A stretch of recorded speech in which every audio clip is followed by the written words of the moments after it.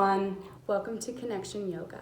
I just want to say real quick, yoga is for everyone. However, when online, it is up to the individual to assess whether they are ready or not to participate in the class that they have chosen. If you suffer from specific disease, illness, or injury, or are pregnant, it is important for you to consult with your physician before beginning. The practice of yoga requires that you, the practitioner, need to gauge the safety of your practice within your own personal and physical limitations. I'm not there, I'm not in your body, so I can't. You need to pay attention and act accordingly. It is always better for you to build up slowly rather than force or strain. While you might feel exertion throughout the practice, you should also feel relaxed. While you might feel some discomfort, you should never feel pain. The techniques and suggestions presented in the following content are not intended to substitute for proper medical care. Consult your physician before beginning any new exercise program. Connection Yoga assumes no responsibility for injuries suffered while participating in the yoga content. The user assumes all risks. With that, I can't wait to see you on the mat, and I'll see you there. Hi everyone, and welcome back to Connection Yoga. We are going to be breaking it down today. We are breaking down one of the primary transitions in our yoga flow. So this is the transition from standing to the floor or vice versa. So first, I'm going to demonstrate just so you have a little bit of context of what we're going to be talking about today. So, at the top of a vinyasa, I'll call, excuse me, I will call out, inhale, arms up, or high mountain, forward fold, halfway lift, forward fold into either your vinyasa or your down dog. So if you've done one of my videos, this is super familiar to you. If not, now you know.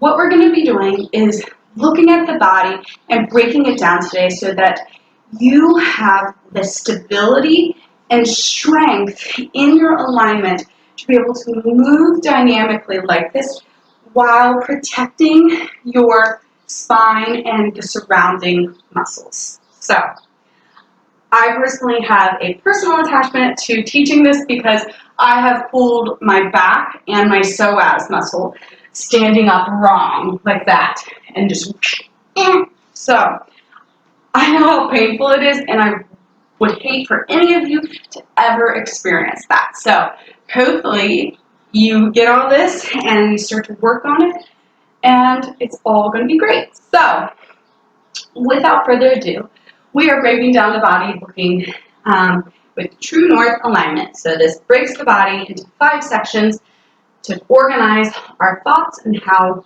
we look at the body. So starting from the top, you're going to be in mountain pose, which we broke down last week. If you didn't watch it, take a pause and go back and watch it now, or you can keep on watching and go back. It's up to you. So what you're going to do, mountain pose, feet at hip width apart, grounded, arms up, and in this forward fold, you're going to keep all that length in the upper body that we just grew out of the earth, and you're going to hold it as you hinge from your hips. Okay?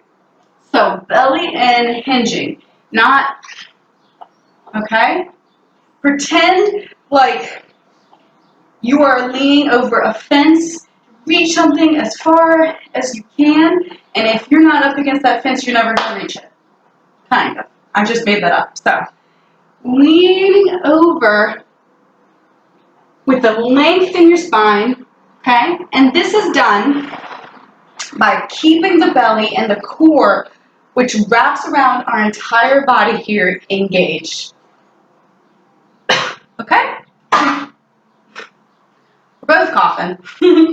So, as you fold forward, belly engaged, chest open.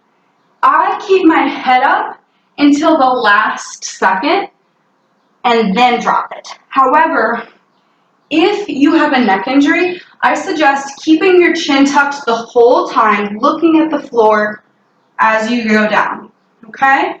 And that's up to you, it's a feels thing. What is most important though is the length and the engagement in the core. Your legs are engaged here. They are still lifting you, and your pelvis is definitely in control, okay? So, it's the same way coming up. So if we just came up from whatever, like top of the mat. Cool, feet to the top of the mat. Halfway lift. You're gonna lift up again with that spine, completely from the hinge in the hips, lengthening out that chest, okay? Forward fold, keeping that, and then holding it still, coming up full height. And then you go back down. Keep the belly in, engage, boom. So, it's something that you're gonna have to just try. Keep lengthening the spine as much as you can and belly engaged. That is what's most important here in this pose, other than your breath. So, again with the breathing, it is suggested sometimes that you breathe in a certain pattern with a certain move for specific reasons.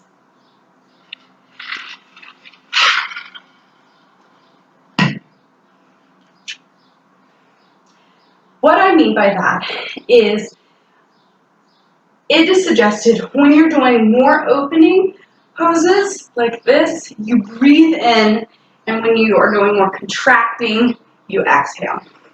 But if something else feels natural to you, keep with that. This is just what I suggest to do and what I personally do. So, on the transition from standing to the mat, I suggest inhale, arms up, find that extra length that the breath filling the ribs will give you as you open your arms.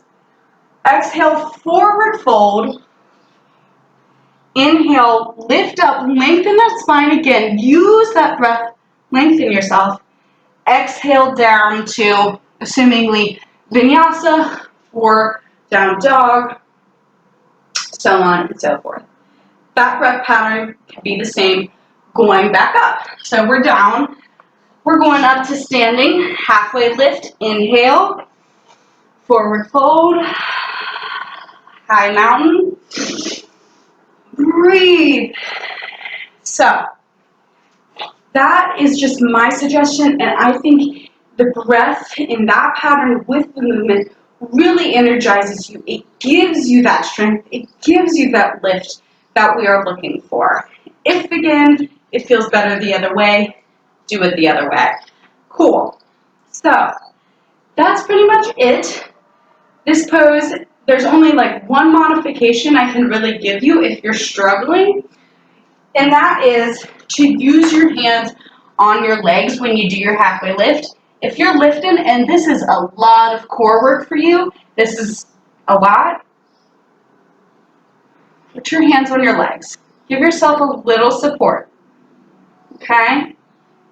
Obviously, you're gonna have to let them go to stand, but you could balance yourself with your arms on your legs and still keep that length and everything that we're wanting out of this pose.